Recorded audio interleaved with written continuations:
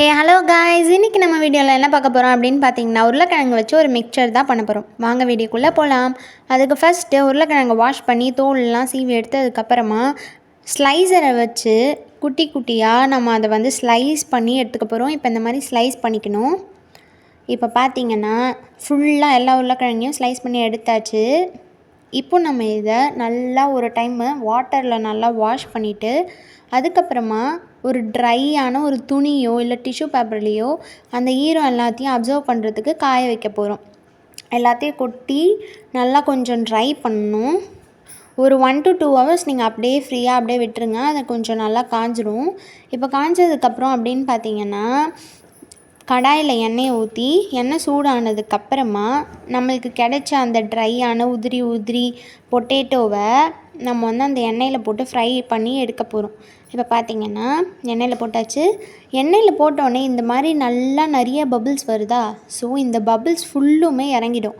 Bubbles ஃபுல்லாக இறங்கிடுச்சு அப்படின்னா நல்லா குக் ஆகிடுச்சு, கிறிஸ்பினஸ் வந்துடுச்சு அப்படின்னு அர்த்தம்.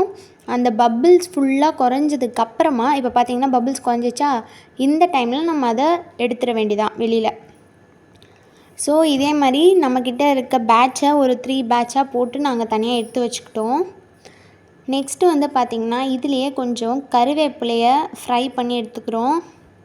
கருவேப்பிலையை ஃப்ரை பண்ணி எடுத்ததுக்கப்புறமா மல்லாட்டையையும் முந்திரியையும் ஃப்ரை பண்ணி எடுத்துக்கிட்டோம். ஒரு கோல்டு ப்ரௌன் அந்த கன்சிஸ்டன்சி வர்றப்போ அதை ஃப்ரை பண்ணி நம்ம எடுத்துக்கலாம். இப்போ பார்த்திங்கன்னா எல்லாத்தையும் ஃப்ரை பண்ணி எடுத்தாச்சு. இப்போ இது எல்லாத்தையும் நம்ம மிக்ஸ் பண்ண போகிறோம். பாருங்கள் எவ்வளோ கிறிஸ்பியாக வந்திருக்குன்னு. இப்போ நான் என்ன பண்ணுறேன்னா, ஒரு பிளேட் இல்லைனா ஒரு பவுலில் அந்த பொட்டேட்டோ மிக்சர் அதில் போட்டுட்டு அந்த மல்லாட்டை முந்திரி அதையும் போட்டுட்டு கருவேப்பிலையும் போட்டுட்டு அதில் கொஞ்சோண்டு ரொம்ப கொஞ்சோண்டு கரம் மசாலாவும் சில்லி பவுடரும் அப்புறம் சால்ட்டும் ஆட் பண்ணி நல்லா கொஞ்சம் கலக்குன்னு ஒரு குலுக்குனோன்னா யம்மியான உருளைக்கிழங்கு மிக்சர் ரெடி. நீங்களும் இந்த மாதிரி ட்ரை பண்ணி பாருங்கள்.